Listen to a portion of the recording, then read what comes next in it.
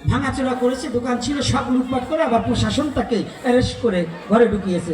এখন সংবাদ পাওয়া গেল এগুলো কিছুই না, ওই আইডি, ফ্যাক আইডি, ভুয়া আইডি দিয়ে ওকে আগের শত্রুতার জেরে এই কার্য করেছে। এর বলবার যে কি মার খাবো নাকি? এই জন্য সব কথা বলা যাবে না। লাস্টে যে কথাটা বলছেন, এই যে ভক্তি, সনাতনী জাতি, দেখুন একটা ইঁদুর মারতেও ভয় পায়। কি করে বলি, মানুষ হত্যা তো দূরের কথা, সাধুরা তো মাছ মাংসই খায় না। খান নাকি আপনারা? কথা বলে না, খান নাকি? তা যদি না খান তাহলে আমরা কি একটা মানুষ মারতে পারি? একটা মাছ মাংস খায় না যে সনাতনী জাতি, তারা মানুষ মারতে পারে না।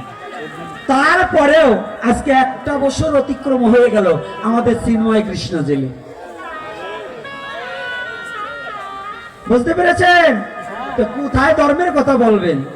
এজন্য ওটা পরে ধর্ম ধর্ম কীর্তন পরে, আগে অস্তিত্ব নিয়ে কথা বলতে হবে।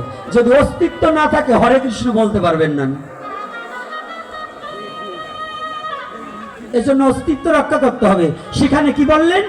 বিশ্ব যদি চলে যায় কাঁদিতে কাঁদিতে, আমি একা পড়ে রব কর্তব্য সাধিতে। আমি একটা কথা বলতে চাই, আজকে যেখানে এসেছি এই হরিদাস বাবার এখানে, এই হরিদাস বাবার আমি একটা আপনাদের প্রতি একটা অনুরোধ করতে চাই, স্বজাতি চিন্তাটা হৃদয়ে ধারণ করবেন। স্বজাতির কোনো ক্ষতি হোক, কোনো মানুষ জাতির ক্ষতি হোক, এটা চাবেন না। এই ধানটাকে রক্ষা করার দায়িত্ব আপনার আমার সবার। কি আছে কি না? হ্যাঁ, আপনার সাথে হরিদাসের সাথে ব্যক্তিত্ব ঝগড়া থাকতে পারে, ব্যক্তিত্ব কার্য থাকতে পারে, কিন্তু এই মন্দির সম্বন্ধে যারা ওই ব্যক্তিগত ঝগড়া এনে মন্দিরকে নষ্ট করার জন্য যারা ই করে, তারা মানুষের বাচ্চা না, তারা জানোয়ারের বাচ্চা।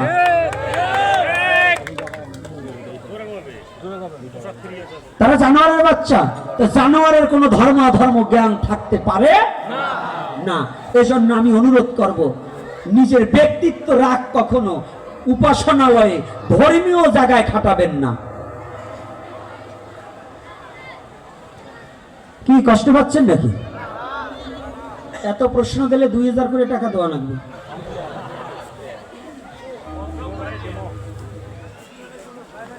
দীক্ষা নেওয়া যায়।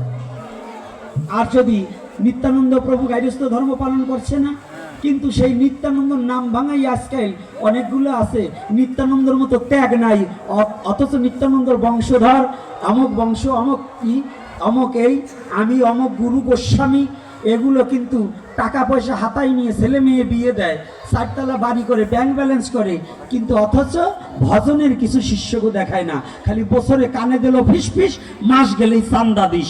ওই সমস্ত গুরু বাদ দিতে হয়। কথাটা বুঝতে পারছেন? গাইরস্থ গুরুর কাছ থেকে দীক্ষা নিতে নিষেধ নাই, কিন্তু সেই রকম গাইরস্থ হওয়া চাই। সে সংসারে থাকবে কিন্তু তার জীবনটা উৎসর্গ করে দেবে ভগবানের চরণে। আবার আজকাল গুরু আছে মন্ত্র দেয়, শিষ্যরও বাচ্চা হয়, গুরুদেবেরও বাচ্চা হয়। ওইরকম গুরুর কাছ থেকে দীক্ষা নিলে রসাতলে যাইতে হয়। আর দীর্ঘায়ী করবো না, তবে আপনাদের কাছে জানাতে চাই, হে সনাতনী জাতি, আমার মেসেজটা পৌঁছিয়ে দেবেন। আমরা কোনো দলের বিরুদ্ধে নয়, কোনো জাতির বিরুদ্ধে নয়, কোনো ধর্মের বিরুদ্ধে নয়। পৃথিবীতে ভগবান সৃষ্টি করেছে, যাকে যে ধর্মে পাঠিয়েছে তার তার ধর্ম শেষে প্রতিপালন করবে। এতে আমাদের কোনো কথা বলার অধিকার নেই, এটা ঈশ্বরই জানবেন, সেই সৃষ্টিকর্তাই ভালো জানে। তবে ইদানিং আমি দলকে উপলক্ষ করে বলছি না, কোনো কিছু করে কথা বলছি না, তবে আমি সবাইকে অনুরোধ করব, যদি কোনো নেতা আমাদের সনাতন ধর্ম না, যে কোনো ধর্মকে ছোট করে দেখে, সেই নেতার পিছনে আমরা দৌড়াবো না। প্রত্যেকটা ধর্ম নিঃস্বাধীনভাবে করবার যে অধিকার দেবে, আমরা যে দেশে যে নেতা যে দল আমার স্বধর্মকে সঠিকভাবে প্রতিপালন করতে দেবে, আমরা তার সাপোর্টার হব, এতে কোনো আমাদের বাধা নেই।